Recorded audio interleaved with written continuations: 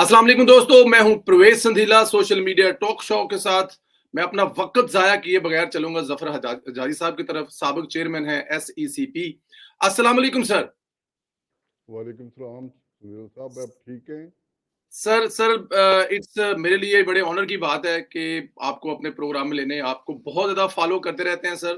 और आपके बारे में बहुत कुछ पढ़ा, और ये आपकी मोहब्बत और प्यार है कि आपने टाइम दिया। इसके लिए मैं और मेरे सुनने वाले आपके बहुत शुक्रगुजार हैं सर।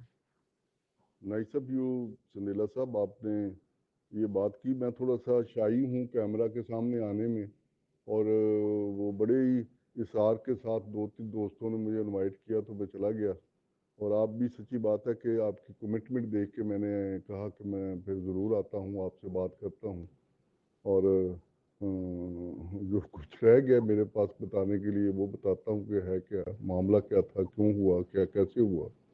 चलो ठीक है सर, हम उसी तरफ चलेंगे। लेकिन मैं, क्योंकि आपका जो बैकग्राउंड है, तजर्बा है, मैं जरा चाहूंगा कि उससे शुरू करूंगा। सर, ये अच्छी कैपिटल मार्केट मुल्क की मुआशी तरक्की में क्या किरदार, इसका क्या अहमियत क्या है? मैं उस तरफ भी आऊंगा, लेकिन जरा मैं आपके जरा उससे भी फायदा उठा लूं सर। सुदेला साहब, बात यह है कि हमारे मुल्क का अलमिया ये है कि हमारे यहाँ या तो लोगों की आमदनी इस तरह की नहीं, उनकी अपनी इकनॉमिक कंडीशंस इस तरह की नहीं कि वो बचतें कर सकें। और अगर वो बचतें करते हैं तो उनकी हिफाजत नहीं कर पाती स्टेट। आपने माजी में देखा होगा कि बारहा स्टॉक एक्सचेंज में जाके लोग लूटे गए, कोऑपरेटिव सोसाइटीज़ के हाथों लूटे गए, रियल एस्टेट के हाथों लूटे गए, वो अपने फाइनेंस कंपनियां बनी उनके हाथों लूटे गए। तो बेसिकली आपका सवाल है कि कैपिटल मार्केट जो होती है ये इंजन होता है ग्रोथ का। जी। ये वो सरमाया फराहम करती है हर शहरी की छोटी छोटी बचतों को इकट्ठा करके इंडस्ट्रियल ग्रोथ के लिए, इकोनॉमिक ग्रोथ के लिए वो मार्केट में लाती, कैपिटल मार्केट में। और उसको मुहैया करती है, फ्यूल बनती है उस मुल्क की इकोनॉमिक तरक्की के लिए। इसलिए आपने देखा होगा कि जिस भी मुल्क में आप देखें इकोनॉमिक डेवलपमेंट हुई है, वहाँ की कैपिटल मार्केट बहुत डेवलप्ड हैं, बहुत शफाफ हैं। वहाँ नंबर ऑफ इन्वेस्टर्स बहुत ज़्यादा हैं। वेयर एज हमारे पास बहुत कम है, लोग मार्केट में जाते हैं। और उसकी वजह यही है कि माजी में ऐसे डिबेकल हुए कैपिटल मार्केट में कि वो लोगों ने मार्केट पे भी अपना कॉन्फिडेंस लूज कर दिया। तो उसकी बड़ी अहमियत है। उसके बगैर तो देखें जी, जो सरमाया है वो उसको अपना रुख ही नहीं मिलता। वो कभी रियल एस्टेट में चला जाता है, कभी वो ज़ख़ीरा अंदोज़ी में लोग लगा देते हैं। उन लोगों को है ही नहीं वो हमारे यहाँ कोई किसी और तरफ चले जाएं तो वहाँ वो प्रोटेक्ट ही नहीं करती स्टेट। तो उसकी बहुत अहमियत है जी, उसके बगैर तो कोई मुल्क तरक्की नहीं कर सकता। उसके बगैर कोई मुल्क तरक्की नहीं कर सकता। सर, एक चीज और बताएं, आपने कारपोरेट और कैपिटल मार्केट से मुतल्लिक तमाम कवानीन का जायजा लिया, खास तौर पर कंपनी का कानून, सिक्योरिटीज कवानीन, बशमूल इसके तहत कवानीन और जवाबत। आपने 3 स्टॉक एक्सचेंज को जम किया, जिसे एक नामुमकिन मिशन समझा जाता था। ये सब कैसे मुमकिन हुआ, और ये तजर्बा कैसा रहा सर आपका? सुनीला साहब, बात यह है कि बहुत हकीकत पसंदाना, और मैं सच्ची बात करता हूँ। मैं बहुत छोटा आदमी हूँ, मेरे पास कोई जादू की छड़ी नहीं थी। लेकिन एक बंदा मौजूद था उस हर सिस्टम में जिसके पास जादू की भी छड़ी थी और जो मेरी पुश्त पे पूरी कुव्वत के साथ खड़ा था। उस बंदे का नाम था इसहाक डार। हम्म। जब मैंने ज्वाइन किया SECP को एज चेयरमैन, तो हमारे दरमियान कुछ चीज़ें तय हुई थी। एक एजेंडा था जिसमें सारी चीज़ें तय हो गई कि ये हमने काम करना है और बहुत मुख्तर अरसा में करना है। वार फुटिंग की बेसिस पे तय हुआ कि ये हम काम करेंगे। तो सारा क्रेडिट मैं तो साकडार को देता हूँ, SCCP के उन लोगों को देता हूँ जिन्होंने मेरे साथ मिलकर काम किया। सच्ची बात है संदेला साहब, मैं पीछे मुड़ के देखता हूँ तो वो 2.5 साल मेरी ज़िंदगी के, शायद मैंने बाकी ज़िंदगी में कोई 20 सालों में इतना काम ना किया हो जितना उस वक्त मैंने किया। मैं सुबह 8 बजे, मेरा घर दूर था, वहाँ से बैठता था गाड़ी में, मेरी गोद में मेरा वो होता था, आईपैड होता था, उसके ऊपर सारा मैं उस दिन का एजेंडा तय कर लेता था और आके एक एक एक एक करके ये जो कानून साजी आपको ये जो जिन कवानीन का आप जिक्र किया, ये जी कोई 3-3 4-4 दहाइयाँ पुराने कवानीन थे और दुनिया बहुत आगे बढ़ चुकी थी। हम इनमें इसके ऊपर आपने कंपनी लॉ की बात की, कंपनी लॉ के ऊपर पिछले 12 साल से काम हो रहा था। तो जब मैंने टेक ओवर किया तो 3-4 महीने बाद मैंने सारे काम एकदम इकट्ठे शुरू कर दिए। कंपनी लॉ पे भी, सिक्योरिटीज पे और बहुत सारे ये तो आपने 2 कवानीन का नाम लिया, हमने कोई जी नहीं छोड़ा। आखिर पे सिर्फ वो इंश्योरेंस का था और मुदारबा का, उसका भी मैं ड्राफ्ट बना के दे के आया, तो जो बाद में फिर लटका रहा। तो मैंने देखा वो बनी हुई थी, एससीसीपी में कुछ लोग उसके ऊपर काम कर रहे थे, उसके ऊपर मैंने ब्रीफिंग ली, तो मैंने देखा कि इन लोगों से ये 10 साल और मुकम्मल नहीं होना। तो फिर मैंने खुद उसको टेक ओवर किया। हर रोज़ आप समझ लें कि मैं मीटिंग हर लॉ के ऊपर करता था और संदेला साहब हफ्ता में एक दफ़ा नहीं तो 2 हफ्ता में एक दफ़ा मेरी डार साहब से एक्सटेंसिव डिस्कशन होती थी। आप हैरान होंगे कि कोई फिनांस मिनिस्टर कैपिटल मार्केट और कॉर्पोरेट सेक्टर को इतनी अहमियत देने वाला और इतना टाइम देने वाला शायद ही पाकिस्तान की हिस्ट्री में आया हो। तो हम एक एक चीज़ डिटेल में डिस्कस करते थे बैठ के और मैं कई दफ़ा अपने साथ अपनी टीम भी ले जाता था, ब्रीफिंग देता था कि जी हम यहाँ तक पहुँच गए हैं, यहाँ तक पहुँच गए हैं। तो आपने जो कहा इसी तरह मैं जिक्र करता हूँ कि वो जो आपने जिक्र किया ये कैपिटल इंटीग्रेशन का, ये भी 2012 से ये कानून बना हुआ था कि ये 2 साल में कैपिटल मार्केट्स को इंटीग्रेट करेंगे या डिम्यूचुअलाइज करेंगे। तो ये हमने टेकअप किया, इसको हमने अल्हम्दुलिल्लाह मंतकी अंजाम तक पहुंचाया और जितनी उसके ऊपर हमने मेहनत की और सारी टीम ने, मैं खुद सारा क्रेडिट कभी भी नहीं लेता। और डार साहब जिस तरह उसमें रास्ते में जो रुकावटें आई जिनका कभी जिक्र नहीं होगा, चूँकि उसमें बहुत बड़ी कुव्वतें भी हायल होती थी और डार साहब ने जिस जुर्रतमंद तरीके से उनको रास्ते से हटाया और इंटीग्रेशन को हमने पॉसिबल बनाया। अपना मैं आपको बताऊं कि जब मैं आया चेयरमैन बन के, तो 2 महीने बाद ही, शायद 1 महीने बाद ही मुझे पता लगा पाकिस्तान का यास्को एक है, international organisation of securities commissions, जी पाकिस्तान उसका मेंबर है। तो वो हमारी एक असेसमेंट कर रहा था कि वेयर वी स्टैंड, और हमारी जो पहली रेटिंग हुई थी उसके ऊपर 32% हम उनके जो प्रिंसिपल्स थे ट्रांसपेरेंट मार्केट के, उनको मीट कर रहे थे। तो मैं आया तो मुझे पता लगा कि दुबई में एक मीटिंग हो रही है जिसके ऊपर हमारे 12-14 लोग जा रहे हैं करने के लिए। मैंने उनसे ब्रीफिंग ली तो मैंने उनको टोटली अनप्रिपेयर्ड पाया। तो मैंने फिर 3 बंदों को सिर्फ भेजा और मैंने कहा कि आपका काम ये है सिर्फ जाके कि आपने टाइम उनसे लेके आना है 6 महीने का, और 6 महीने में हमने सारे प्रिंसिपल्स की कंप्लाइंस की तरफ जाना है। संदेला साहब वो टाइम लेके आए, हमने 6 महीने में बहुत कुछ किया। पहले 6 महीने में फिर हमने और उनसे फटा डाला या उसको से कहा कि और टाइम दें, फिर हमने और टाइम लिया और साथ साथ हम सारे कानून और सारे रेगुलेशन सब कुछ बदलते रहे। और जब ये हादसा हुआ मेरे साथ तो उस वक्त मैं उसकी फाइनल असेसमेंट कराई, तो वो प्रिंसिपल जो थे हम 82% कंप्लाइंस पे ले गए थे, इंटरनेशनल जो स्टैंडर्ड्स हैं, जो कि इंडिया से भी कहीं आगे था। तो ये सारी बातें जो इतनी तेजी से हुई उनके पीछे एक ही शख्स था, वो था इसहाक डार।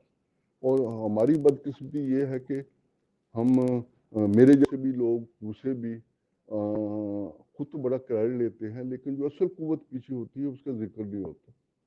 तो मैं तो सारा क्रेडिट हमेशा उनको देता हूँ, उनका मेरे ऊपर कॉन्फिडेंस था, उनको पता था कि किस गहराई से ये बात देख के एनालाइज करके लेके मेरे पास आता है और फिर वो मेरी सपोर्ट में खड़े हो जाते थे। तो ये थी मुख्तसर कहानी वो वाली कि कैसे हमने ये काम सारे कर दिए।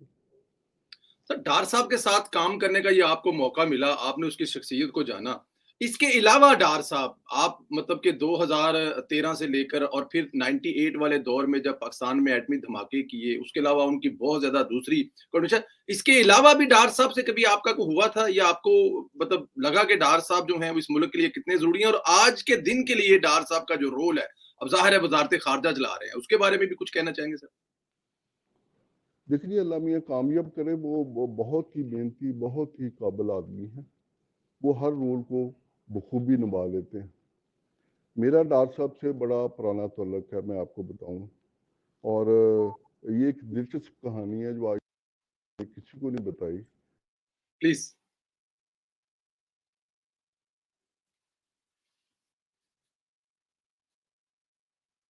मेरा बड़ा पुराना तल्लुक है और शायद उनकी शख्सियत को जितना मैं समझता हूँ या मुझे जितना वो समझते हैं, कोई दूसरा और नहीं समझता। हुआ ये एक बड़ा दिलचस्प वाक़या है जी। जो मुझे और इसहाक डार को करीब लेके आया।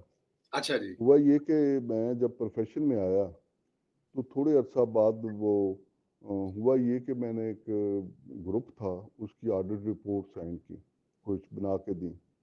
उस ज़माने में कंप्यूटर नहीं होते थे, टाइपराइटर पे ऑडिट रिपोर्ट्स टाइप होती थी। और हम तो उसका कंटेंट फाइल करते थे, फाइनल करते थे। और उसके बाद वो बड़े ट्रेंड हमारे टाइपिस्ट होते थे जिनके हवाले कर देते थे, वो सारी रिपोर्ट बना के दे देते थे। वो एक रिपोर्ट के टाइटल में थोड़ी सी गलती हो गई। वो अगले दिन बोर्ड की मीटिंग थी। वो जो डायरेक्टर फाइनेंस था, दफ्तर में बैठा हुआ था, वो लेके गया, तो वहाँ से उसने जाके मुझे फ़ोन किया। ये दिलचस्प कहानी लेकिन थोड़ी सी लंबी है जी, जी, प्लीज़। कि सारी ये गलत हो गई है रिपोर्ट। तो मैंने फ़ौरन वो दोबारा उसको टाइपिस्ट को कहा कि टाइप करो, इसको ठीक करो। और लड़के को भेजा कि जाओ टैक्सी पे बैठ के जाओ और देख के वो पुरानी ले आओ और ये दे आओ। अगली सुबह बोर्ड की मीटिंग थी, तो वो अपना लेके चले गए, लेकिन उसने वो वापस नहीं दी। वो उसको, चूंकि मैंने काफ़ी घसीटा था ऑडिट के दौरान, तो वो उसने ऐसे किया कि वो ऑडिट बोर्ड की मीटिंग के बाद उसने वो जो रिपोर्ट जिसके ऊपर टाइपिंग की गलती थी वो भेज दी इंस्टीट्यूट ऑफ चार्टर्ड अकाउंटेंट्स को। इंस्टीट्यूट ऑफ चार्टर्ड अकाउंटेंट्स जो था, उसका प्रेसिडेंट उस वक्त होते थे हमीद चौधरी, वो मेरे उस्ताद भी रहे थे। राइट। और मैं उनको उनकी ख्वाहिश के खिलाफ छोड़ के आया था। वो नहीं चाहते थे कि मैं छोड़ूं और मैं रिज़ाइन करके आया था। तो वो जनाब, वो तो उनको तो हाथ आ गया मेरे। मैंने कहा अब ये, वो उनका मुझे नोटिस आ गया, लेटर आ गया कि ये एक्सप्लेन करें, ये तो बड़ी ग्रेव मिस्टेक है, ये है वो है। हालांकि बात छोटी सी थी।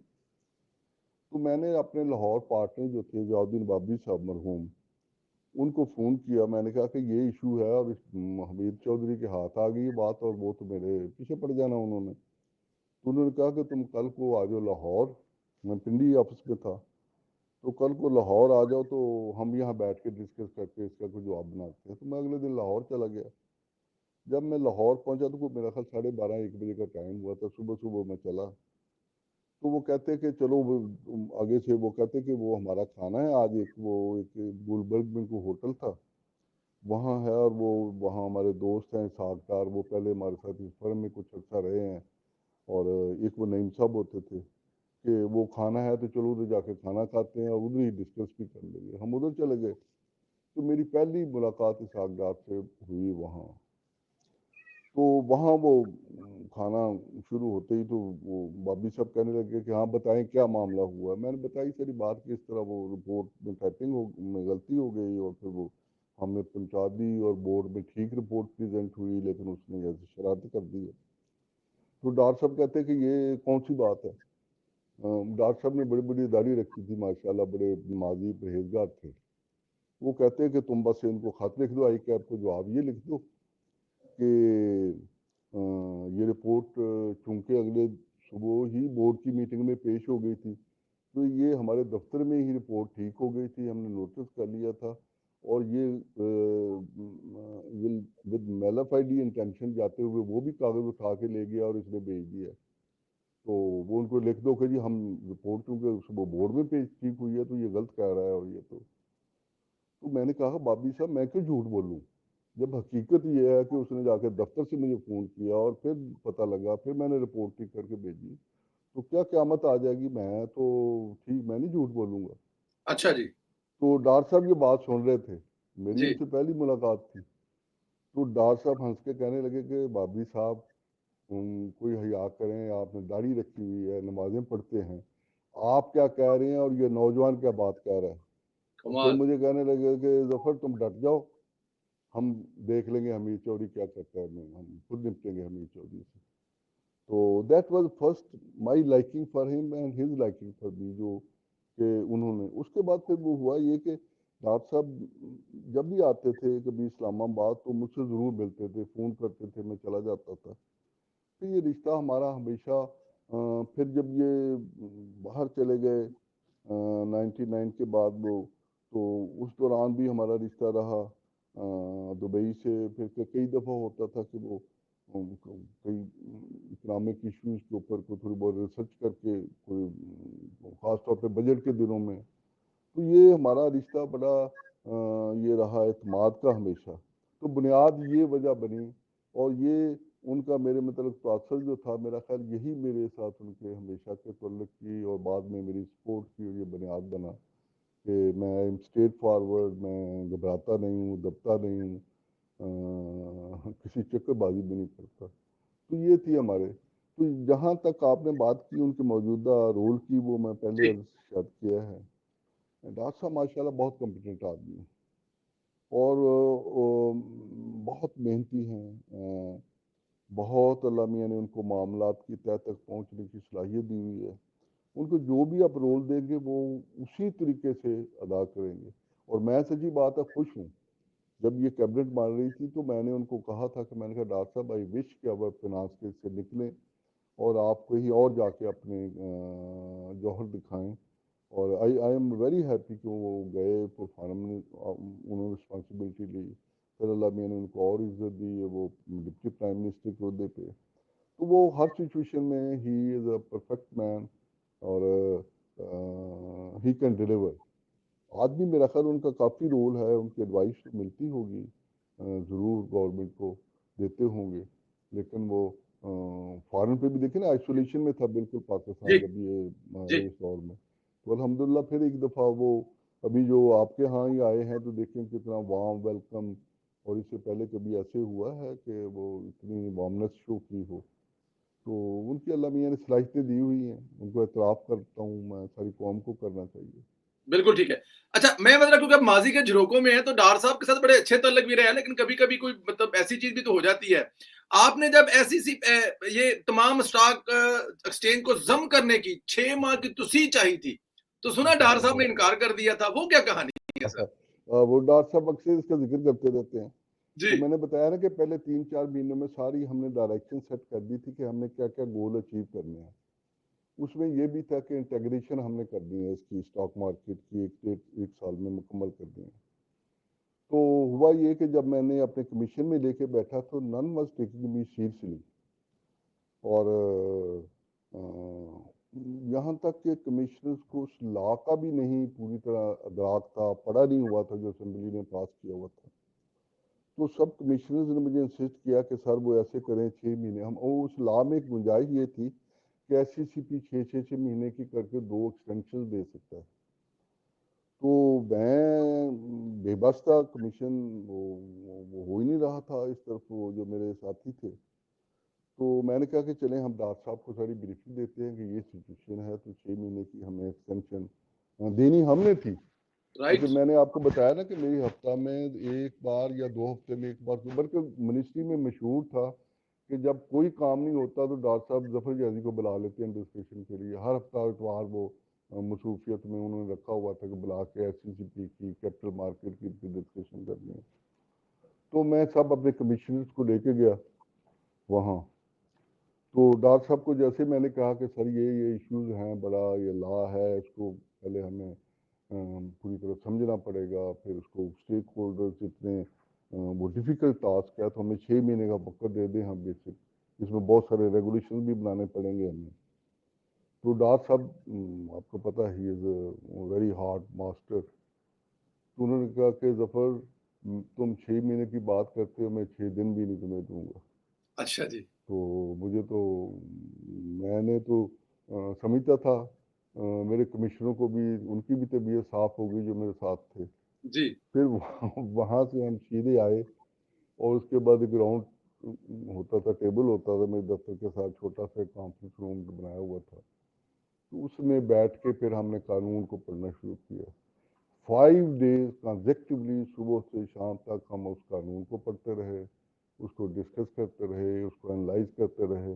اس کے تحت ہم نے پھر پورا فریم ورک بنایا اور الحمدللہ وہ جو ڈاکٹر صاحب سے ہمیں پھر وہ 6 دن کی جو انہوں نے بات کی تھی وہ نوبت نہیں آئی کہ 6 دن کی بھی ہمیں ایکسٹینشن دے دیں. ہم نے گیون ٹائم میں وہ سارے ٹاسک مکمل کیے.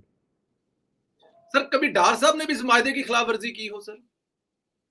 جی جی جی ڈاکٹر صاحب نے وہ جو آپ اس طرف اشارہ کر رہے ہیں جی. وہ بات یہ ہوئی تھی کہ جب ہوا میں نے جوائن کیا تو میرا انٹرویو کرنے والی ٹیم میں ڈاکٹر صاحب تھے، سیکرٹری فنانس تھے ڈاکٹر وقار مسعود صاحب اور سیکرٹری لا تھے. تو ڈاکٹر صاحب وہ کیپٹل مارکیٹ کے اندر باتیں کر کے یہ سارے ایشو کہتے کہ اتنے سارے یہ ہارڈ ٹاسک ہیں تو کیسے تم ان سے کرو گے یہ ساری کی چیزیں. تو میں نے کہا کہ ایک ہی طریقہ ہے سر، وہ کر دیجیے گا، باقی ہر چیزیں میں کر دوں گا. کہتے کیا؟ میں نے کہا کہ جی میری اجازت کے بغیر کوئی ریگولیٹڈ پرسن اس منسٹری میں نہیں آئے گا. سنیل صاحب بات یہ تھی کہ ہمارے ہاں ماضی میں ایشو یہ رہا ہے کہ جن کو ہم ریگولیٹ کرتے ہیں ان کی پہنچ بہت دور دور تک ہوتی ہے اور وہ مفلوج کر دیتے ہیں اداروں کو. تو ڈاکٹر صاحب مسکرائے، انہوں نے کہا کہ ایگریڈ، یہ ہمارے درمیان اگریمنٹ ہو گیا. کوئی بندہ اس منسٹری میں نہیں آئے گا آپ سے اجازت کے بغیر یا اطلاع کے بغیر. یہ ہمارے درمیان معاہدہ طے ہو گیا. جی.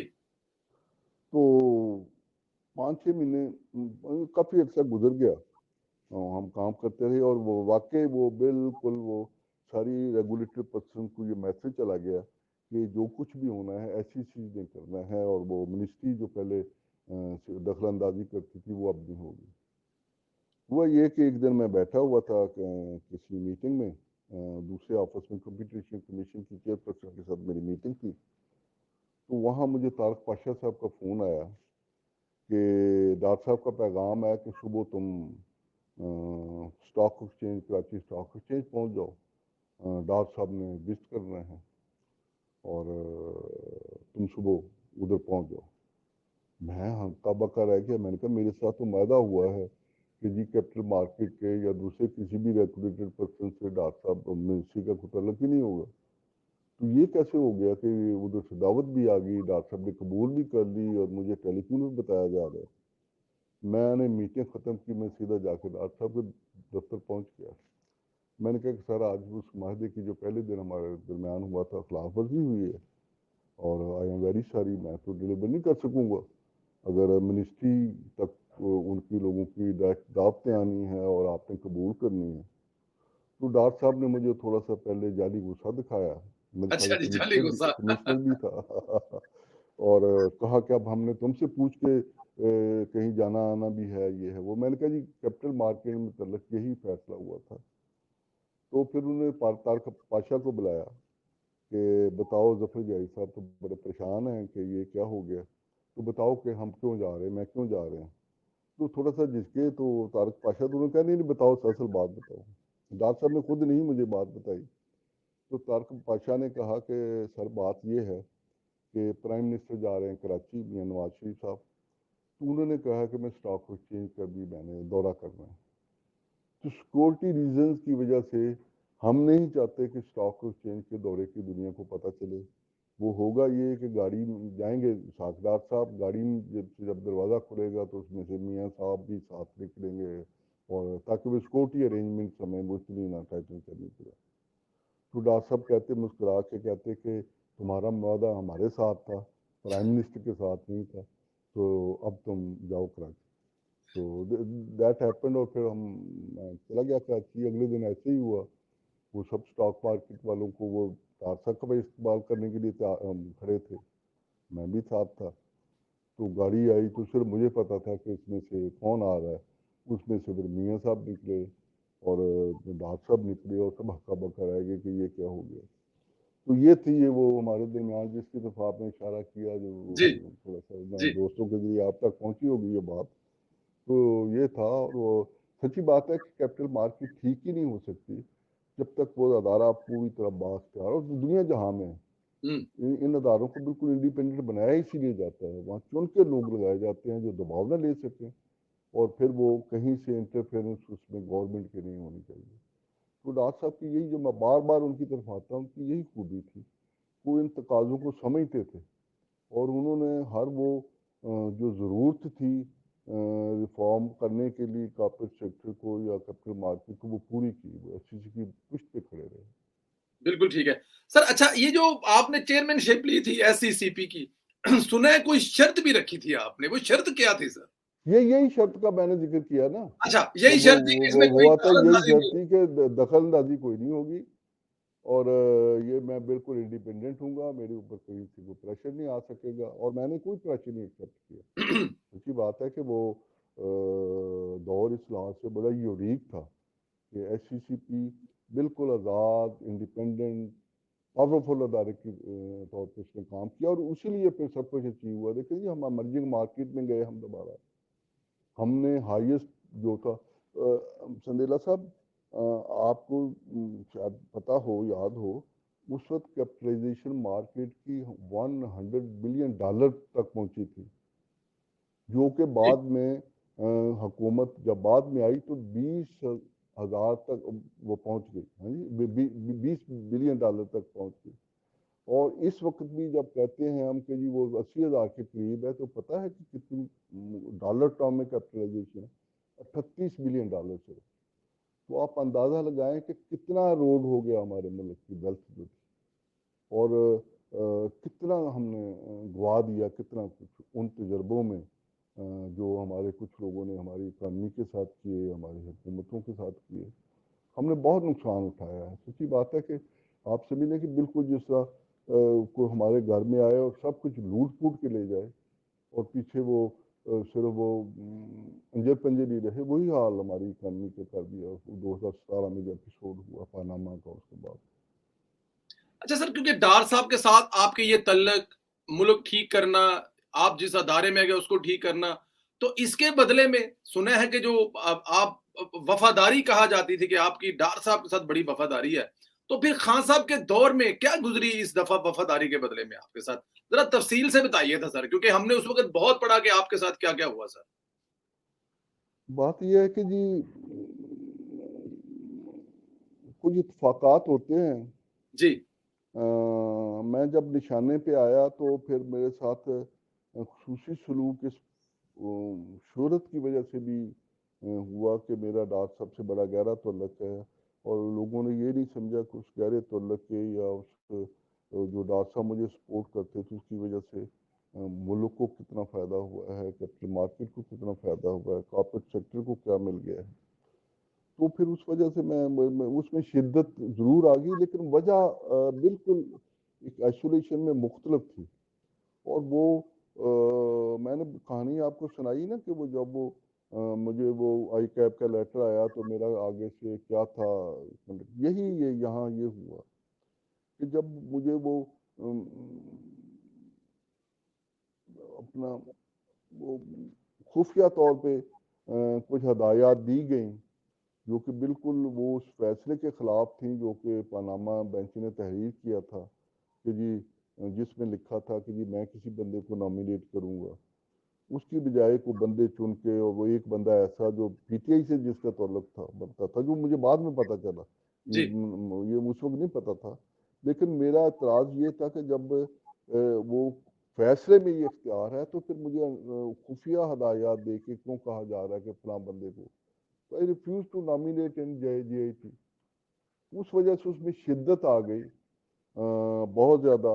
اور پھر مقصد اس میں ایک اور آ گیا کہ اگر کسی طریقے سے ظفر حجازی کو ٹارچر کر کے اس میں پھنسا کے وہ کہلوا لیا جائے کہ جی ہاں کہیں کوئی ریکارڈ ٹیمپرنگ ہوئی تھی اور اس میں وہ ساکڑا نے مجھے کہا تھا، تو ہمارا تو کام ہی بن جائے گا. سمجھے نا. اصل میں آپ کو نشانہ لوگوں کو نظر آتے ہیں کہ میاں صاحب کو بنایا گیا. میاں صاحب سے زیادہ تکلیف اس دور میں کچھ لوگوں کو اسحاق ڈار سے تھی. اسحاق اچھا ڈار جی. کی آپ نے اکثر سنتے رہتے ہوں گے جی، جی، جی. کہ وہ جی وہ کہتے تھے کہ جی کیک بڑا ہونا دیں، کیک بڑا ہونا دیں، کیک بڑا ہونے دیں. اور جھگڑا یہ تھا کہ وہ کیک کو کچھ لوگ پورا ہی اٹھا لینا چاہتے تھے. وہ ڈاکٹر صاحب ہمیشہ مزاحمت کرتے تھے. تو یہ تھا، اس کی وجہ سے شدت آئی میرے اس جو شہرت تھی کہ جی ڈاکٹر صاحب سے میرا بڑا تعلق ہے. بلکہ ان دنوں بڑا میڈیا پہ بھی ہوتا تھا کہ جی وہ اسحاق ڈار کی اور ظفر جاجی کے داماد کی پارٹنرشپ ہے، یا یہ کیا ایسی فضول باتیں بہت ساری ہوتی تھیں. تو وہ بہت کچھ اس وجہ سے ہوا. لیکن بنیادی طور پہ میں اس کا سواب میں خود ہوں، میں اپنی ذمہ داری لیتا ہوں کہ میری طبیعت ایسی تھی کہ میں نے کہا کہ میں نہیں ہونے دوں گا یہ. اور پھر مجھے بو بھی آ گئی تھی، سچی بات ہے کہ یہ ساری کیا سازش ہونے جا رہی ہے. تو یہ وجہ تھی. لیکن سر پی ٹی آئی کی طرف اور دوسرے جو معاملات وہاں سے کچھ الزامات بھی لگے کہ آپ نے کچھ ٹیمپرنگ کی ہے کچھ پاناما میں، کیونکہ آپ وہاں پر بیٹھے ہوئے تھے، تو یہ بھی تو آپ پر الزامات لگے نا سر. جی جی وہ بس یہ تھا نا کہ پھر تو کوئی چیز ڈھونڈنی تھی، صرف ٹیمپرنگ نہیں ہوئی تھی. میرے خلاف 4-5 جی آئی ٹی بنا کے بھیجے تھے. اس میں سے ٹیمپرنگ کا لفظ ان کو اٹیک کر گیا. ٹیمپرنگ نہیں ہوئی تھی. ہوا یہ تھا کہ انہوں نے اب میں ساری بات کھول دیتا ہوں پلیز سر. کہ وہ جو تھا نا سلمان آفاقی صاحب، جی. جب وہ پہلی حکومت تھی تو انہوں نے دباؤ ڈالا ان کے اوپر، ایس سی سی کے اوپر. ڈفرینٹ قسم کے پراپ یہ کر رہے تھے وہ کہ کسی طریقے سے میاں فیملی کا کچھ ملے. انہوں نے ایس سی سی پی کو بھی اس میں استعمال کیا. ایس سی سی پی نے ایک خط لکھا یو کے کی جو ہے وہ کرائم ایجنسی کو کہ یہ منی لانڈرنگ ہوئی ہے چودھری شوگر مل میں اور کیا ہے. تو وہ خط لکھنے کا ایس سی سی کے پاس اختیار نہیں تھا، مینڈیٹ ہی نہیں تھا ایس سی سی پی کا. یہ ایف آئی اے کا مینڈیٹ ہے، اس کا ہے. تو 2015 میں جون کی شاید کوئی ڈیٹ تھی کہ وہ ایک ٹی وی پہ پروگرام ہوا ارشد شریف کا. اس نے کہا جی ایس سی سی پی نے کوئی وہ خط لکھا تھا اور اس کے بعد پرسو نہیں کر رہا. تو میں نے اگلے دن کو بلایا، جو لوگ تھے وہ کنسرن کمشنر تھا اور وہ تھا. انہوں نے سارا وہ الزام جو فارمر کمشنر تھا، چیئرمین تھا، اس کے اوپر ڈال دیا کہ جی انہوں نے ہم سے زبردستی کروایا تھا، یہ تھا وہ. تو میں نے سخت ڈانٹا ان کو کہ آپ کے اس کے باوجود آپ نے، اور یہ پھر جب یہ میاں صاحب کی حکومت آئی تو انہوں نے اگلے دن 2-3 دن میں یہ واپس لے لیا. خود ہی ان کو خط لکھ دیا کہ جی یہ ہمیں انفارمیشن ہی چاہیے، یہ انڈر ہینڈ ہی سب کچھ کرتے رہے، چھپایا ہوا ہے سب کچھ. تو میں نے ان کو سخت ڈانٹا کہ آپ نے کیوں یہ کیا تھا. تو اس سلسلے میں کوئی ایک تو ان کو خط لکھنے والی فائل تھی، ایک اور کوئی فائل تھی جو انہوں نے کمپنی کے ساتھ کارسپونڈنس کی. اس کے اوپر آخری خط جو ان کو آیا تھا میرا خیال 2011 میں کمپنی نے کوئی جواب دیا تھا، اس کے اوپر انہوں نے آگے کچھ بھی نہیں کیا. تو جب یہ مسئلہ ڈسکس ہوا تھا تو پھر انہوں نے نوٹ کیا کہ جی اس میں بھی کوئی نوٹ لکھنا رہتا ہے، اس کو فارملی بند نہیں کیا. وہ انہوں نے بعد میں کر دیا، 2-4 دن بعد وہ کر لیا 30 جون کی ڈیٹ میں. آپ کو پتا 30 جون کی ڈیٹ میں سرکاری دفتروں میں دوسرے دفتروں میں لوگ اپنی فائلیں وائلیں سیدھی کرتے ہیں. تو وہ پھر وہ اصل میں جی آئی ٹی یہ سازش کہیں ایس سی سی پی سے ہوئی کہ وہ جی آئی ٹی کو کہا، جی آئی ٹی کا بندہ تھا نا جس کی وہ میں نے اس کی مرضی کے خلاف اس کو جانے میری مرضی شامل نہیں تھی. تو میں بھی اس کی وہ بنا یا جی آئی ٹی یا ایس سی سی پی میں سے کسی نے سازش کی.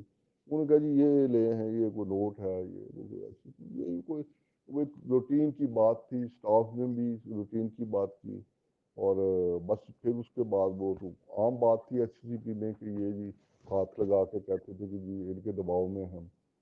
پھر انہوں نے ان کو گواہ بنا لیا، جھوٹے سیدھے سچے. پھر کلاس ایگزامینیشن میں ہر بات کھل کے سامنے آ گئی کہ جھوٹ جی. بولا ہے سب نے، انہوں نے خود کیا ہے، کہیں کوئی پریشر نہیں تھا، کوئی کچھ نہیں تھا. تو وہ تو کیس بنانا تھا. ساتھ میں نے بتایا اور بھی کئی میرے خلاف کے جی وہ نیب کی 3 پریس ریلیزز نیب سے جاری کروائیں کہ جی فلاں تحقیقات کر رہے ہیں، فلاں کر رہے ہیں، فلاں کر رہے ہیں. پٹیشن میرے خلاف کرا دی لاہور میں. تو یہ وہ ایک بڑا تھا وہ جو شروع ہو گیا. ایک سر لمبی کہانی ہے وہ. اسی دور میں شوکت عزیز صدیقی صاحب جو ہیں وہ آپ کے سامنے ہوا، ان کے ساتھ جو ہوا وہ نام لیتے رہے اور وہ بتاتے رہے کہ اس وقت جو ابھی گرفتار ہیں وہ خود ڈائریکٹ ان کو آ کر بتا رہے تھے کہ کیا کرنا ہے، اگر یہ نہ کیا تو ہم لوگوں نے روکنا ہے، ہماری محنت ہے. تو آپ کے ساتھ ڈائریکٹ بھی کسی کا اس لیول پہ ہوا کہ بھائی؟ جی جی جی میرے ساتھ ہوا یہ تھا کہ یہ شاید 20 اپریل تھا جس دن یہ فیصلہ آیا تھا میرا خیال جی پاناما بینچ کا. جی تو 22-23 کو مجھے رپورٹ ملی، سیکورٹی والے رپورٹ دی کہ خفیہ ایجنسی کے لوگ ہیں جو ایسی میں گھومتے پھرتے ہیں، مختلف افسروں کے سے مل رہے ہیں. تو میں نے بتایا میں مزاج کا بڑا سخت ہوں، ڈسپلن کا بڑا سخت ہوں. تو میں نے ان کو کہا کہ جو بھی باہر سے آتا ہے وہ یا تو آپ کو ملے، ایچ آر کو آ کے ملے اگر کسی کے متعلق انفارمیشن لینی ہے، یا پھر وہ مجھ سے آ کے ملے. تو یہ لوگوں سے جو کیوں ملتے پھرتے ہیں، ان کو روکے. انہوں نے روکا اگلے دن. وہ پھر وہاں پر ان کا ناراضگی بھی ہوئی سیکورٹی والوں سے. پھر وہ جا کے بیٹھ گئے اپنا پارکنگ میں، گاڑی میں آدھا گھنٹہ بیٹھے رہے، لوگ باتیں کرتے رہے گئے ٹیلی فون پہ. پھر وہ واپس آیا اور سیکورٹی والے کو کہہ کے گیا کہ ٹیل یور چیئرمین کہ وی ول میک ایگزامپل آف ہم. اچھا تو جی. یہ بعد میں جے آئی ٹی کا ایشو شروع ہوا. پہلے ہی وہاں یہ میسج آ چکا تھا، اور وہاں سے مجھے میسج آ چکا تھا کہ یہ کہیں نہ کہیں ٹکراؤ اب ہونا ہے. نظر آ رہا تھا وہ حالات کدھر جا رہے ہیں. تو مجھے وہ لیکن شوکت عزیز صدیقی کی برعکس میرے ساتھ میں آپ کو بتاؤں کہ کچھ اچھے لوگ بھی ہوتے ہیں. اس ادارے میں بھی کچھ اچھے لوگ تھے. شاید آپ کے علم میں نہیں کہ میرے لیے بہت خطرات میں میرے بیٹے کو بھی مارا، شاید آپ کو خبر کا پتہ ہو جی جی کہ پکڑ جی کے انہوں نے اس کے بعد جب یہ خبر چھپی، خبر چھپنے سے پہلے پھر میرے لیے کوئی تھریٹ بن گئے تھے میرے لیے. اور کچھ دن تو مجھے میں ان سے باہر بھی رہا، ایک ریسٹ ہاؤس میں چلا جاتا تھا. پھر وہاں سے مجھے بتا دیتے تھے کہ سر آپ نے آج گھر نہیں جانا، آپ فلاں راستے سے، کوئی نہ کوئی بندہ فون کر دیتا تھا. تو جہاں یہ کام ہو رہا تھا اس ایجنسی میں میرے لیے ہمدردی بھی تھی. اس کی وجہ یہ تھی سندیلا صاحب کے میرے جو تایا تھے نسیم اعجازی، ان کو فوج میں ہر بندہ ہی پڑھتا ہے، پڑھایا جاتا ہے، ان کی لائبریریوں میں ان کے ناولز ہیں. تو بہت سارے لوگوں کا ریگارڈ تھا کہ اس فیملی کے ساتھ یہ نہ ہو جو کہ میرے ساتھ ہوا. لیکن وہاں وہ کرنل لیاقت جیسے بیٹھے ہوئے تھے، فیض حمید جیسے لوگ بیٹھے ہوئے تھے.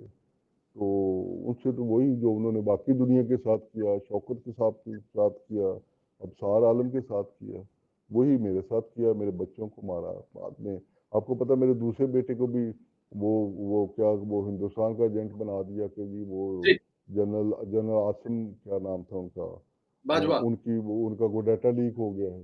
جی حالانکہ وہ ڈیٹا ہر بندے کو اویلیبل ہے. ابھی مجھے بتایا میں کمپیوٹر پہ بیٹھ کے، وہ تو پبلک کو ایکسیس ہے. تو وہ بس اس طرح کو بہانہ بنا کے جیسے بھی شروع ہوا انہوں نے جا کے ظفر جازی کے بیٹے کو اس کو وہ پکڑ کے تو وہ شروع کر دیا، پروپیگنڈا شروع کر دیا، اور پھر وہ سسپینڈ کروا دیا.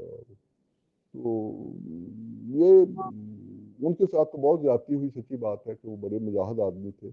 انہوں نے لیکن میں نے بھی سنیلا صاحب، میں سمجھتا ہوں کہ I was a first voice, I was a first person جو اسٹوڈ اپ. اور میں سفر کیا، لیکن میں نے اس وقت جب کوئی وہ طوفان اٹھ رہا تھا اس وقت میں نے مزاحمت کی اور ایکسپوز کر دیا تھا کہ یہ سارا کا سارا ہونے کیا جا رہا ہے. مجھے کبھی کبھی افسوس ہوتا ہے کہ میاں صاحب اس کے باوجود کیوں اس جی آئی ٹی کے سامنے پیش آئے. حکومت انہیں فارغ کرنی تھی، کر دیتے، لیکن یہ سر ہیوملیشن آپ جو ویسے یہ ابھی میری. آپ نے ذکر کر دیا، میرا سوال بھی تھا، سوال ہی لے لیں اس پہ. آپ سمجھتے ہیں کہ میاں نواز شریف صاحب کو جے ای ٹی کے سامنے پیش نہیں ہونا چاہیے تھا، وہ اسمبلی کی نہیں ہونا تقریر چاہیے میں؟ تھا، بالکل نہیں ہونا چاہیے تھا. کیوں ہوئے اصل میں ہر بندے کی اپنی، میرا خیال ہے کہ میاں صاحب نے ہر کوشش کی. مجھے میاں صاحب کے ایک الفاظ یاد ہیں جو انہوں نے کہے تھے، میں بعد میں ڈھونڈتا بھی رہتا ہوں کہ کہیں مجھے وہ ملیں. انہوں نے کہا تھا کہ یہ جو کچھ جانے کرنے جا رہے ہیں اس سے ملک کی سیکورٹی کو خطرات لاحق ہو جائیں گے. ہوں تو میرا خیال ہے کہ میاں صاحب کے ذہن میں یہی تھا کہ کسی طرح بچا کے ہم نکل جائیں، یہ کنفرنٹیشن بچ جائے، یہ ملک پٹڑی سے نہ اترے. میاں صاحب کو ادراک تھا کہ اگر اب ایک دفعہ اتنی مشکل سے پٹڑی پہ چڑھا ہے، پھر یہ پٹڑی سے اتر گیا تو پھر شاید بہت ہی مشکل، اور جو ثابت ہو گیا اپنا سلیلہ جی صاحب، ابھی کہاں سے کہاں آپ پہنچ گئے۔ میں ان آئی ایم ایف کی میٹنگز میں شریک ہوتا تھا جہاں وہ بڑے مؤدب طریقے سے وہ بات کرتے تھے، میں اس میٹنگ میں بھی آخری میں شامل تھا جس پہ وہ انسسٹ کرتے تھے کہ جی آپ ایک اور پروگرام لے لیں، اور ڈاکٹر صاحب کہتے تھے اب ہمیں پروگرام کی ضرورت نہیں ہے، ابھی ڈیسائیڈڈ ٹو صحیح۔ اور پھر ہم نے وہ بھی دیکھا ہے اب یہ دور کہ وہ اس طرح ڈکٹیٹ کر رہے ہیں جس سے ہمارا گلا پکڑا ہوا انہوں نے، تو بڑی انفارچونیٹ ہوا۔ اور میں سندھ اللہ صاحب ایک بات آپ کی وسعت سے قوم کو پلیز بتانا چاہتا ہوں کہ ان لوگوں کو خدا کے لیے ضرور پہچانیں۔ جب یہ پچھلا یہ جو ٹرم پھیز سے پہلے کا دور تھا تو ڈاکٹر صاحب جو مزاحمت کرتے تھے، پیچھے سے لوگ تلواریں لے کے جو حملے کرنے والے تھے ڈاکٹر صاحب کے اوپر، وہ کن کے مقاصد پورے کر رہے تھے؟ جب ڈاکٹر صاحب کہتے تھے کہ جی ہم یہ نہیں مانیں گے، ہم یہ نہیں، ایشو کیا تھا؟ بڑا ہی سمپل ایشو تھا کہ آئی ایم ایف نے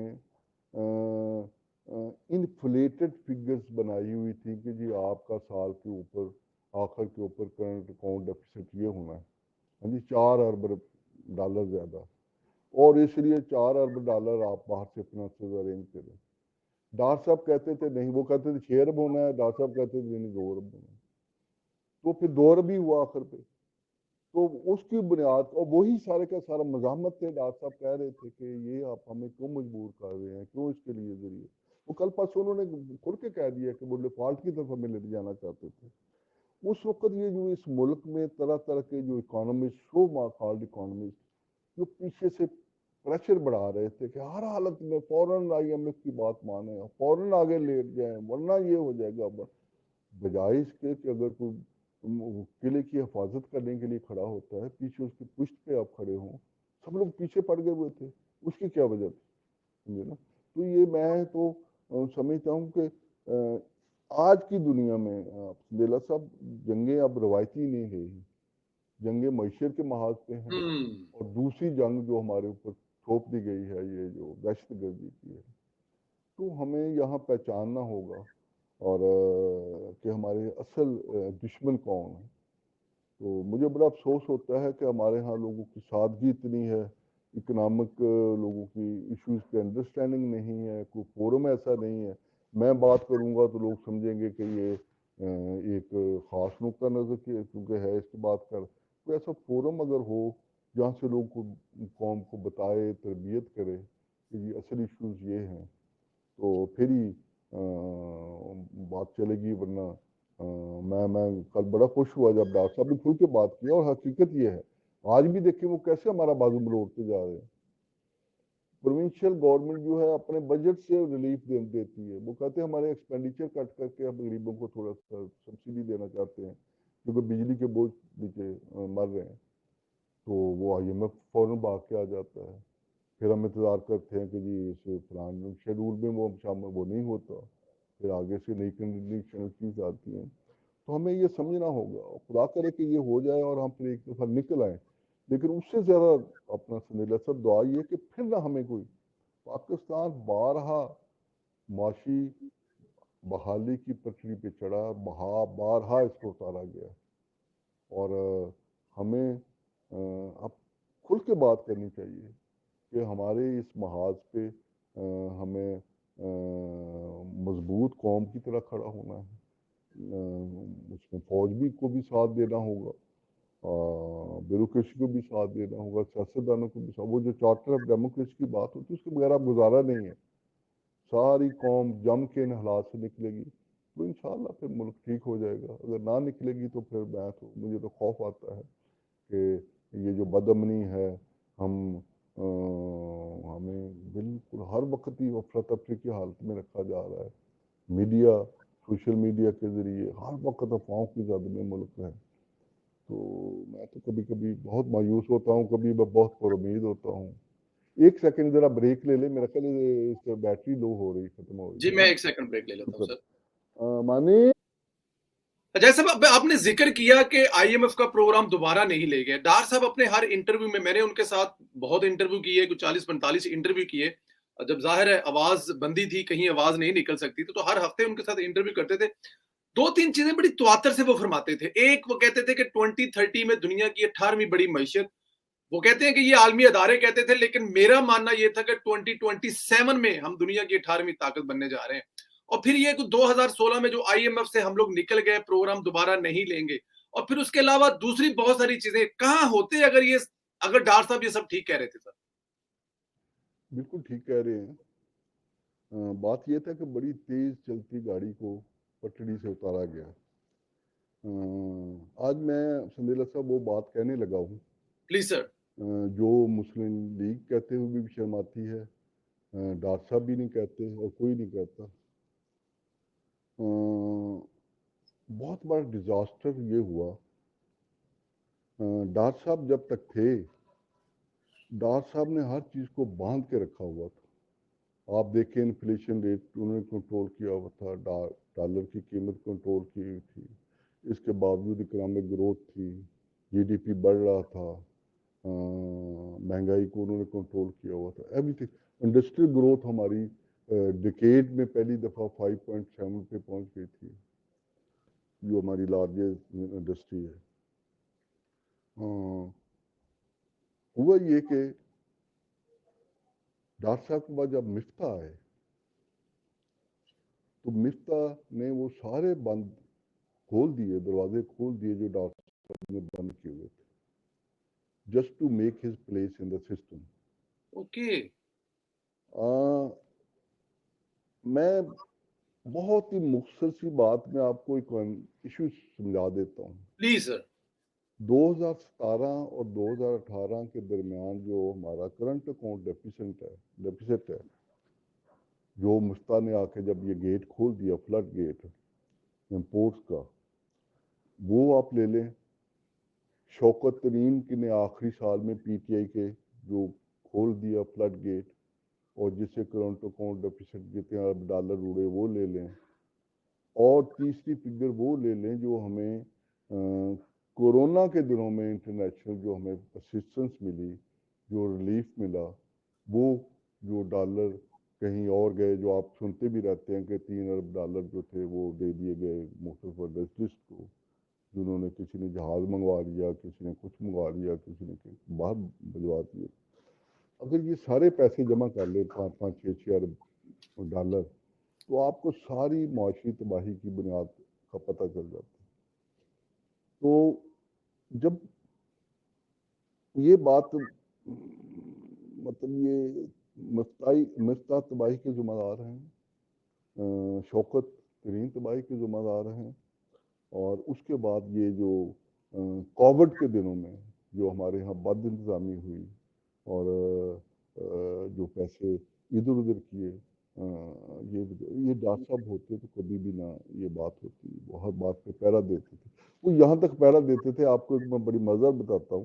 جی جی. وہ جہاں ڈاکٹر صاحب میرے کو اوپر میرے اتنے مہربان ہوئے کہ وہ، میں نے آپ کو بتایا نا کہ جب نواز شریف صاحب وہاں گئے تو میں 2 باتیں بتانا چاہتا ہوں. جی.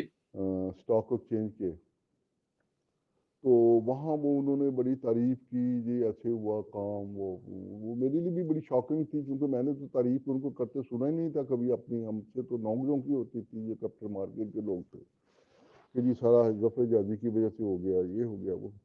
تو میں بیٹھا، نواز شریف صاحب میرے دائیں طرف بیٹھے ہوئے تھے، ان سے آگے ڈاکٹر صاحب بیٹھے ہوئے تھے. جب سب یہ کام کر رہے تھے تو وہ تقریریں کر رہے تھے سارے کے سارے وہ leaders of the capital market, stock exchange کے پریزیڈنٹ اور دوسرے. تو میاں نواز شریف میرے کان میں، آپ کو پتہ ہے وہ بہت کم گو ہیں، اور میرے کان میں کہتے کہ جاجی صاحب آپ نے یہ کیسے سب کچھ کر لیا؟ تو میں نے کہا کہ سر مجھے خود نہیں پتا، بس یہ اللہ کی مدد سے اور اللہ کے کرم سے سب کچھ ہو گیا. کبھی کبھی میں سوچتا ہوں کہ بعد میں وہ، میں نے ایک دفعہ پڑھا کہ وہ جب میاں صاحب واپس آئے تو ان کو الیکشن کمپین کی بریفنگ دی گئی، تو اس میں کچھ دعوے کیے گئے، تو انہوں نے کہا کہ اس میں الفاظ ایڈ کرے اللہ کی مدد سے، اللہ کے کرم سے. یہ تو مجھے حقیقت ہے. کبھی کبھی پڑتا کہ شاید وہی الفاظ جو میرے تھے ان کے کبھی ذہن میں رہ گئے. تو پھر وہ واپس جب وہاں سے آئے تو ڈار صاحب نے پھر مجھے بلا کے کہا کہ تم نے اتنا کچھ اچیو کیا ہے. تو میں ان سے جب بھی ملتا تھا میں کہتا رہتا تھا کہ اسٹاک ہم ایک کرائے کی بلڈنگ میں ہے اور یہ بہت ہی پریسٹیجیس ادارہ ہے اور ڈزنٹ سوٹ اس کا اپنی بلڈنگ ہونی چاہیے. اس کے لیے ہمیں ایک پلاٹ دیں سی ڈی اے کا جس کے لیے ہم سرکاری ریٹ پہ پیمنٹ کے لیے ہمارے پاس پیسے بھی ہیں سی سی پی میں. تو ہمارے پاس ایک پہلا چھوٹا پلاٹ تھا تو وہ ہمیشہ ٹال جاتے تھے کہ بلڈنگیں چھوڑو تم اپنا جو اصل کام ہے وہ کرو.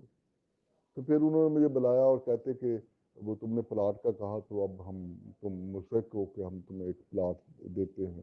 تو ایک درخواست بنا کے ہمیں بھیجی. پھر وہ ہمیں مجھے یہ ریوارڈ ملا الحمدللہ کہ میں نے اس ایس سی جی پی کے لیے ایک پلاٹ لیا, بہت بڑا پلاٹ جن کا پچھلے دنوں ڈاکٹر صاحب نے جا کے سنگ بنیاد بھی وہاں رکھا ہے. تو یہ تھی آپ کا سوال, پتہ نہیں کیا تھا, میں کدھر نکل گیا. سر وہ دو یہ میں تھی یہ بتا رہا تھا کہ جو 2027 تک یا 2030 تک پاکستان جو ہے وہ 18ویں بڑی معیشت جی جی اور وہ اس میں تو وہ ہے ہی نہیں. ساری دنیا کہہ رہی تھی, ساری جی دنیا اعتراف کر رہی تھی. دیکھیں نا جی وہ میں نے بتایا نا کہ میں تو ان میٹنگز میں شامل ہوتا تھا اور سچی بات ہے کہ دنیا کا اندازہ تھا کہ 5-6 سال لگیں گے ان کو سنبھلتے ہوئے, جو 2.5-3 سال میں کام ہو گیا. اور یہ اللہ کی مدد کا بغیر نہیں کچھ بھی ہوتا. اللہ میاں نے کوئی حالات ایسے بنا دیے, کچھ ٹیم اس وقت ایسی تھی, اتنی دیکھیں اس دوران میں دھرنے بھی ہو رہے تھے, بڑی بد انتظامی بھی تھی, جوڈیشری بھی کوئی نہ کوئی طوفان اٹھائے رکھتی تھی. اس کے باوجود وہ سب کچھ ہم نے اچیو کر. اس لیے میں نے جب پہلے کہا نا کہ میں امید کھوتا نہیں ہوں, میں کہتا ہوں کہ اس ملک کو کسی طریقے سے صرف 5 سال مل جائے ان انٹرپٹڈ, جس میں کوئی خرابی نہ ہو, جس میں کوئی حکومت کی ٹانگیں نہ کھینچے اور اچھے لوگ مل جائیں. اس ملک کو کچھ ڈورز کی ضرورت ہے آج کے دور میں. سندیلا صاحب یہ اگر ہم کچھ بھی نہ ہوں, انتہائی نالائق بھی نہ ہوں, تو ہم دیکھیں کہ دنیا میں کیا ہو رہا ہے. وہ تو مل جاتا ہے, اس آئی پیڈ پہ مل جاتا ہے ہر چیز کہ دنیا کیا کر رہی ہے. وہی کرتے جائیں تو اس ملک میں بہت پوٹینشیل ہے. لیکن کریں ہم خلوص کے ساتھ, ڈٹرمنیشن کے ساتھ, اور گورننس کو بہتر کریں. اور تو میں آج بھی ہوں کہ آج بھی وہ پاسبل, ابھی کہتے ہیں کہ پورے 2044 میں ہوگا. اگر 5-6 سال اس ملک کو آج سے شروع کر دیں, 5-6 سال میں اپنے پاؤں پہ کھڑا نظر آئے گا. ایک ماضی میں کئی دفعہ ہوا ہے پاکستان اپنے پاؤں سے کھڑا ہوا ہے, اور اس میں کوئی قوتیں حرکت میں آتی ہیں, یہ ایکسٹرنل قوتیں ہیں, یہ انٹرنل اس میں شامل ہو جاتے ہیں. اور پھر میں ایک کہا کرتا ہوں کہ اس ملک کی بدقسمتی یہ ہے کہ یہاں قداور لوگوں سے لوگ نفرت کرتے ہیں, اسے گھبراتے ہیں. کوئی بندہ بھی اب دیکھیں جو بھی اس ملک میں بہت سے لوگوں کی مثال دیتا ہوں, تو اس کو گردن کاٹ دی جاتی ہے کہ یہ اتنا بڑا نہ ہو جائے کہ ہماری پہنچ سے باہر ہو جائے, اس سے پہلے اس کو ختم کر دیا جائے. تو یہ نہ ہو, فوج پوری سپورٹ کرے, بیوروکریسی پوری سپورٹ کرے, سیاستدان متحد ہو کے ایک لے کے چلیں اور گورننس بہتر دیں. اس ملک میں پوٹینشیل تو ہے, بہت زیادہ ہے. اس میں تو کوئی شک نہیں ہے. سر آپ نے بھی ذکر کیا میاں صاحب کی جو جے آئی ٹی والے معاملے میں کہ شاید وہ ڈیسائیڈ تو کر چکے تھے کہ انہوں نے میاں صاحب کو ہٹانا ہے. کیا میاں صاحب کو پہلے سے اندازہ تھا اللہ جنت میں گھر کرے مشاہد اللہ خان صاحب کو ہٹانا کتنا مشکل تھا, طارق فاطمی صاحب کو, پرویز رشید صاحب کو ہٹانا کتنا مشکل تھا, تو کیا میاں صاحب آخری لمحے تک کوشش کر رہے تھے کہ یہ سسٹم چلے؟ جی ایگزیکٹ, یہ آپ نے سارا گنوا دیا. میاں صاحب کا تھا کہ کسی طریقے سے, کیونکہ 2 دفعہ اس سے پہلے اس دور سے گزر چکے تھے, جی وہ اس بڑے حادثہ کو اوائڈ کرتے کرتے کرتے آخر پہ بھی دیکھیں کتنی, جب ان کو ہٹا دیا گیا تو وہ 2 گھنٹے میں وہ خالی, انہوں نے کوئی فس کریٹ نہیں کیا. وہ جا کے پنجاب ہاؤس میں بیٹھ گئے اور وہ لوگوں کو لطیفے سنا رہے تھے وہاں جی بیٹھے ہوئے. انہوں نے کوئی ایسا ریاست کے لیے کوئی ایسی خدا نخواستہ بحران والی نہیں. اور وہ یہاں سے جب گئے وہ لاہور کے لیے, جب سفر میں بھی وہ ایک ہی بات کرتے تھے, انہوں نے کوئی للکارا نہیں کسی کو, یہی سوال پوچھتے رہے کہ مجھے کیوں نکالا. دیٹ واز اے کوسچن وہ ہسٹری میں چھوڑنا چاہتے تھے, سمجھے نا. تو انہوں نے بڑی بچنے کی کوشش کی میاں صاحب نے, میرا خیال ہے جو شاید بڑے مضبوط حساب والا بندہ ہی کر سکتا ہے، ورنہ کوئی بھی فلر اپ ہو کے، اور جو میں اگر ہوتا، میں اپنا ذاتی طور پہ سمجھتا ہوں کہ سارے جواز مکمل ہو گئے تھے جس دن وہ جی آئی ٹی بنی تھی، اور یہ رات سامنے آ گیا تھا کہ جی آئی ٹی بھی خود اپنے بندے لگا رہے ہیں، یہ اس میں آئی ایس سی کے وہ لوگ آ رہے ہیں، وہی لوگ جنہوں نے پرویز رشید بیچارے کے خلاف وہ سارے کا سارا بنایا تھا، اور مریم بی بی کے خلاف وہ بے بنیاد چیزیں وہ ساری بنائی تھیں، اور ایشو ایک بنا دیا تھا بہت بڑا تھا یہ بہت. تو اس وقت جو آج تھا کہ وہ میری خواہش، میں اگر ان کی جگہ ہوتا تو ضرور کہتا، میں ریزائن کر دیتا، میں کہتا کہ جاؤ گولی مارو، سنبھالو اس ملک کو. لیکن وہ جے ٹی کے سامنے کس امید پہ پیش ہوئے، ان کو کیا پتہ نہیں تھا، مجھے تو پتہ تھا سب کچھ کہ جے آئی ٹی نے میرے ساتھ کیا کرنا ہے، وہ اندازہ تو ان کو بھی ہوگا. تو ان کا صبر کہہ لیں، حوصلہ کہہ لیں کہ انہوں نے اس کو بچنے کی کوشش کی، لیکن بچ بھی نہ سکے. اور بعد میں سچی بات ہے جو میں نے پہلے کھل کے بات آج کہہ دی ہے کہ بعد میں جو تھوڑے عرصے کا جو حکومت تھی، 2017 میں اگر نون کی حکومت بالکل ختم ہو جاتی تو شاید بہت ہی بہتر مسلم لیگ کی کارکردگی کا گراف ہوتا. وہ جو 2018 کا ہم نے اپنے اوپر لگایا بھی، گھسیٹتے بھی رہے، وہ ساتھ ساتھ وہ کیا نہیں ہوتا رہا، وہ جو اپنا جو تاریخیں پڑتی تھیں اس دور میں میاں صاحب کی، وہاں کبھی وہ رینجرز کو چاہتے تھے، کبھی اقبال اصل کو نہیں داخل ہونے دیا جاتا، اصل اقبال کو. تو ساری وہ ہوتی ہے، ہیوملیشن بھی ہوتی رہی، اور ملا کیا اس میں سے؟ کچھ مطلب نہیں آپ ملا. کہہ رہے ہیں کہ 2017 میں جب میاں صاحب کو تو فوراً ہم لوگ الیکشن میں جو حالات بہتر ہوتے. سر یہ جو دھرنے والا دور تھا 2013-14 میں عمران خان صاحب کا، ان دنوں میں کبھی آپ کی میاں صاحب سے کوئی ملاقات، اور سنا ہے کہ وزیر اعظم ہاؤس میں بیٹھے تھے، میاں ان کو صاحب سے کہا گیا کہ ہیلی کاپٹر آ گیا ہے؟ نہیں پرسنل میری کبھی میاں صاحب سے ملاقات ہوئی، میری آفیشیلی ملاقات ہوئی ایک دو دفعہ، اور پرسنلی میں نے ان سے کبھی نہیں ملا کہ کوئی ذاتی حوالے سے. آفیشیلی میٹنگ ہوئی اس دور میں. وہ تو سب اب کہانیاں سامنے ہیں جی. وہ تو اس دور میں وہ شاید